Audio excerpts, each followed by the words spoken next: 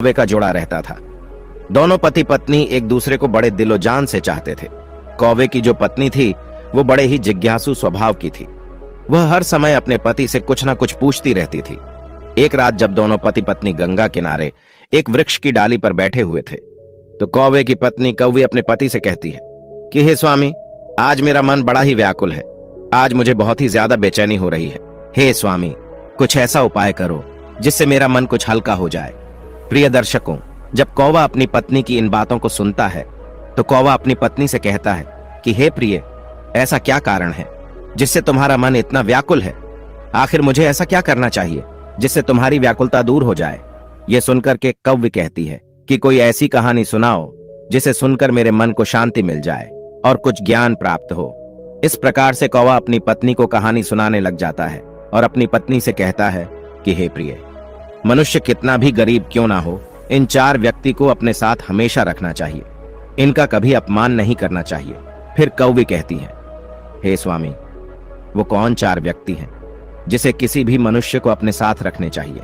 कौवा कहता है कि कौवी, मैं तुम्हें यह बातें एक कहानी के माध्यम से बताऊंगा, इसलिए तुम इस कहानी को पूरा सुनना। तब कौवी कहती है कि हे स्वामी, मैं आपकी इस कहानी को पूरे मन से सुनूंगी, कृपया आप कहानी सुनाइए। तब कौवा अपनी कहानी शुरू करता है और कहता है कि एक गांव में एक वृद्ध महिला अपने 2 बेटों के साथ रहती थी। उसका पति पहले ही गुजर चुका था और उनके पास केवल 2 बेटे ही थे। इस प्रकार उनके परिवार में कुल 3 सदस्य थे। उनकी जमीन भी बहुत कम थी। वो अपने बेटों के साथ मिलकर उस छोटी सी जमीन पर काम करती थी। उसके बेटे बहुत मेहनती थे। उन तीनों का जीवन उस छोटी सी जमीन से चलता था। समय के साथ जब बेटे विवाह योग्य हो गए तो उस वृद्ध महिला ने उनकी शादी करवा दी। घर में 2 बहुएं आ गईं। कुछ समय तक सब कुछ अच्छा चल रहा था। घर में बहुत प्रेम था और सभी मिलजुल कर रहते थे। लेकिन जैसे जैसे समय बीतता गया, दोनों बहुओं में आपस में झगड़ा होना शुरू हो गया। कभी किसी बात को लेकर तो कभी किसी बात को लेकर। बड़ी बहू छोटी बहू से कहने लगती कि तुम ऐसा करती हो, वैसा करती हो, तो उन्होंने हमारे साथ ये कर दिया, उन्होंने वो कर दिया। इन्हीं बातों को लेकर कि बड़ी बहू भी छोटी बहू से उल्टी सीधी बातें कहती रहती थी और लड़ाई होती रहती थी। एक दिन छोटी बहू को जब मौका लग जाता है तो वह बड़ी बहू से लड़ बैठी और कहती कि तूने घर का यह काम नहीं किया, वह काम नहीं किया। कभी कहती कि तू अपने हिस्से का काम कर, मैं अपने हिस्से का करूंगी। कभी कहती कि तू आराम से पड़ी रहती है और मैं पूरे दिन काम में लगी रहती हूं। इसी कारण से छोटी बहू का बड़ी बहू से झगड़ा होने लगता था। अब यह उनका रोज का काम हो चुका था। वह दोनों बहुएं हमेशा किसी न किसी बात पर आपस में झगड़ती रहती थीं। अब तो वृद्ध महिला भी इन बहुओं के झगड़ों को देखकर काफी परेशान हो चुकी थी। उन्हें लगने लगा कि उनके बेटों की पत्नियां बहुत झगड़ा करती हैं। उन्होंने इस बारे में अपने बेटों से बात की। बेटों ने उन्हें समझाने की कोशिश की, पर इसका उन पर कोई असर नहीं हुआ। एक दिन उस वृद्ध महिला ने सोचा कि जब हम 3 लोग घर में रहते थे तो थोड़ी सी जगह में हमारा गुजारा हो जाता था और अब हम 5 लोग हो गए हैं, इसलिए हमारा घरेलू खर्च पूरा नहीं हो पा रहा। शायद यही कारण है कि झगड़े हो रहे हैं। इसी वजह से वृद्ध महिला ने अपने दोनों बेटों से कहा, बेटा तुम लोग परदेश चले जाओ और कोई नौकरी ढूंढकर पैसे कमाओ ताकि धन लेकर आ सको और ये झगड़ा खत्म हो सके, क्योंकि जब घर में पैसा आएगा तो जरूरतें पूरी होने लगेंगी और आपसी लड़ाई रुक जाएगी। अक्सर कहा जाता है कि घर में लड़ाई झगड़े का एक ही कारण होता है, पैसे की कमी। जब व्यक्ति के पास पैसे नहीं होते हैं, उसकी रोजमर्रा की जरूरत पूरी नहीं होती, तो वो परेशान होने लगता है। दूसरा कारण, लड़ाई झगड़े का मूल कारण यह भी होता है, व्यक्ति जरूरत से ज्यादा यदि खाली बैठा रहे तो फिर उसके दिमाग में खुरापात ही आती है और फिर वो किसी से भी लड़ झगड़ कर ही शांत होता है। तीसरा कारण है, जब व्यक्ति ज्यादा चालाकी करता है, यानी व्यक्ति अपनी जिम्मेदारियों से भागता है, अपने हिस्से के काम से जी चुराता है, सिर्फ बैठकर खाने की इच्छा करता है, तो लाजमी है उस घर में लड़ाई झगड़ा तो होगा ही। चौथा कारण है, जब व्यक्ति ईर्ष्या करता है, जब कोई दूसरे व्यक्ति को तरक्की करते हुए देखता है और खुद को आगे नहीं बढ़ा पाता है, तो फिर उसे जलन होने लगती है और वैसी स्थिति में लड़ाई झगड़ा ही करता है और वो लोग अपना अधिकतर समय लड़ाई झगड़ा और चुगली में बिताता है। प्रिय दर्शकों, दोनों पुत्रों ने वृद्ध महिला की इच्छाओं का सम्मान किया वृद्ध महिला से अनुमति लेकर और अपनी अपनी पत्नियों को यह समझाकर कि हमारे ना रहने पर वे हमारी मां का ध्यान रखेंगे, पैसा कमाने के लिए प्रदेश चले गए। प्रिय दर्शकों, उनकी दोनों बहुएं अभी भी देवरानी जेठानी में नहीं बनती थीं। एक दिन बड़ी बहू को वृद्ध महिला ने समझाया कि तुम बड़ी हो और वो तुमसे छोटी। तुम्हारे पति प्रदेश में धन कमा रहे हैं और तुम दोनों यहां आपस में झगड़ा कर रही हो। ये उचित नहीं है। वो तुमसे छोटी है, इसलिए उसकी छोटी मोटी गलतियों को सहन करना सीखो। कहा जाता है कि क्षमा, धीरज रखना बड़ों को शोभा देती है। अगर छोटी गलती कर दे तो उसे क्षमा करो और समझाओ, क्योंकि तुम बड़ी हो और जो बड़े होते हैं वे सदैव सम्मान के पात्र होते हैं। अपनी सास यानी वृद्ध महिला की बात सुनकर बड़ी बहू क्रोध में चिल्लाती हैं और कहने लगी, आप छोटी बहू की वफादारी कर रही हो। आप मुझे समझाकर उसे लड़ने के लिए उसका और मनोबल बढ़ा रही हो। अगर ये बात वो सुन लेगी तो वो और ज्यादा लड़ेगी और ज्यादा उत्पाद करेगी और हमें भी फिर परेशान करेगी। इसका मतलब है कि आप उसे लड़ने का मौका दे रही है, उसे कुछ भी नहीं कहती। वृद्ध महिला ने कहा, तुम इतना गुस्सा क्यों हो रही हो? क्योंकि पहले बड़े को ही समझना चाहिए, उसके बाद छोटे को समझाना चाहिए। मैं तुमको समझा रही हूं, फिर छोटी को भी समझाऊंगी। प्रिय दर्शकों, वृद्ध महिला की बात सुनकर बड़ी बहू ने थोड़ा बहुत काम किया और गुस्से में चली गई। इधर अगले दिन फिर लड़ाई होती है तो छोटी बहू के पास जाकर बुढ़िया समझाती है और कहती है, देख बहू, वो तुझसे बड़ी है और तू छोटी है, फिर ऐसे क्यों झगड़ती हो? घर में बार बार क्यों लड़ाई करती है? तेरा पति यानी मेरा बेटा तो घर पर नहीं है, वो प्रदेश में पैसे कमाने गया है और तुम यहां झगड़ा कर रहे हो। ये ठीक नहीं है। मोहल्ले और पड़ोसियों के लोग देखकर हम पर हंसते हैं, इसलिए घर में शांति से और प्यार से रहो। जब घर में प्रेम होता है तो धन और समृद्धि अपने आप आती है।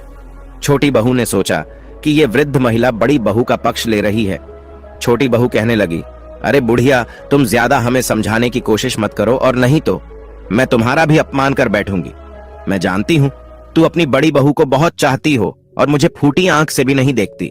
प्रिय दर्शकों, छोटी बहू को समझा समझाकर वृद्ध महिला भी चली गई और विचार करती है कि इन दोनों की बुद्धि खराब है, ये मानेगी नहीं। इन्हें समझाओ तो यह उल्टा मुझसे ही सवाल करती है, मुझसे लड़ने की बात करती है। फिर वृद्ध महिला ने विचार किया, इससे तो अच्छा यही है कि अपनी इज्जत यदि बचानी है तो इन्हें समझाना बंद करना होगा। कहते हैं, जहां पर अपनी बात की कोई अहमियत ना हो वहां बोलने से अच्छा है चुप रहना चाहिए। यदि आप वहां बोलने जाएंगे तो आप उनके दुश्मन बन जाएंगे।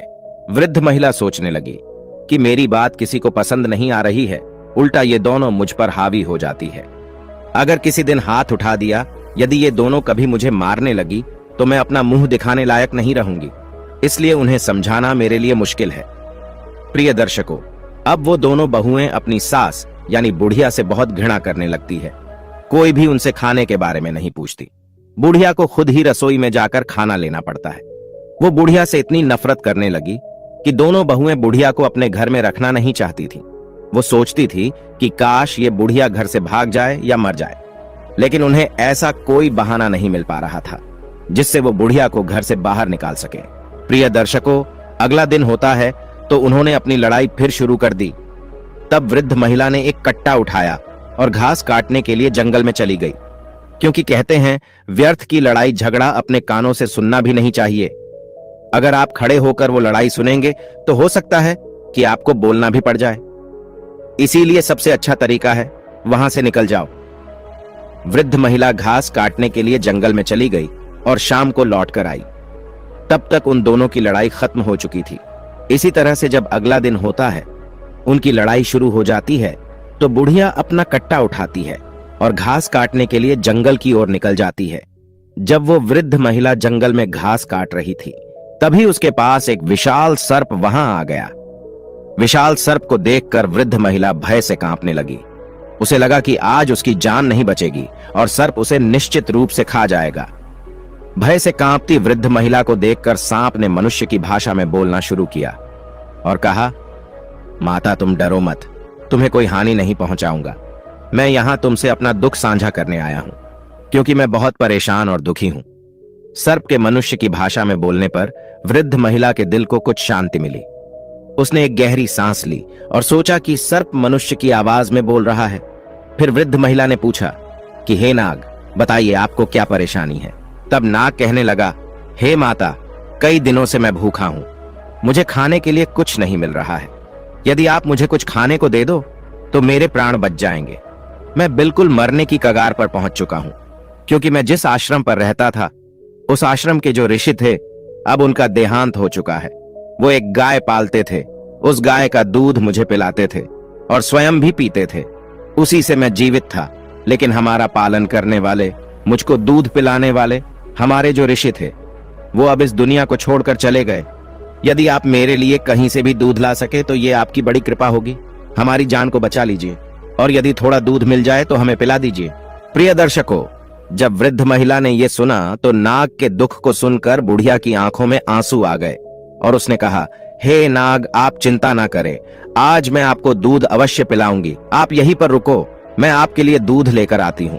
वो बुढ़िया नाग से बात करने के बाद घर लौट गई, जैसा कि रोज होता है। दो बहुएं देवरानी और जेठानी तैयार होकर आपस में झगड़ने लगी। इस बीच बुढ़िया सोचने लगी कि किसके घर से दूध लेकर जाऊं। अगर वो बड़ी वाली के घर से दूध ले जाती है और उसे पता चल जाएगा तो वो उससे झगड़ने लगेंगी, और अगर छोटी वाली के घर से दूध ले जाती है और उसे पता चल जाता है तो वो भी उससे झगड़ने लगेंगी। आखिरकार उसने सोचा कि वो एक दिन बड़ी वाली के घर से और दूसरे दिन छोटी वाली के घर से दूध लेकर जाएगी, इसलिए उन्हें पता भी नहीं चलेगा और मैं नाग को दूध पिला दिया करूंगी। प्रिय दर्शकों, वृद्ध महिला ने वैसा ही किया। बड़ी वाली के घर से उसने थोड़ा सा दूध लिया और दूध को लेकर कट्टे में छुपाकर घास लेने के लिए जंगल में चली गई। तब तक वो नाग भी वहां आ जाता है और कहते हैं, हे माता, मेरे लिए कुछ दूध लेकर आई हो। फिर बुढ़िया कहती हैं, हाँ नाग, मैं आपके लिए दूध लेकर के आई हूं। उस बुढ़िया ने तुरंत वो दूध नाग के आगे रख दिया। जब नाग ने दूध पी लिया तब उसे शांति मिली। तब नाग कहने लगे, हे माता, आपने आज हमारी जान बचा ली। आपने मेरे ऊपर बहुत बड़ा उपकार किया है, मैं आपकी मदद को जीवन भर नहीं भूलूंगा। बुढ़िया ने कहा, हे नाग, मैं आपसे एक और प्रश्न करना चाहती हूं। उस समय में डर के कारण आपसे पूछ नहीं पाई थी, लेकिन अब भी मैं पूछना चाहती हूं कि आप एक सर्प होते हुए भी मनुष्य की भांति कैसे बोल पा रहे हैं? क्या आप वास्तव में नाग है या कोई और है? तब नाग ने उत्तर दिया, हे माता, मैं एक श्राप के कारण नाग बन गया हूं। मैं एक राजा के घर नाग रूप में जन्मा था और मेरे पिता ने मुझे नाग समझकर जंगल में छोड़ दिया था।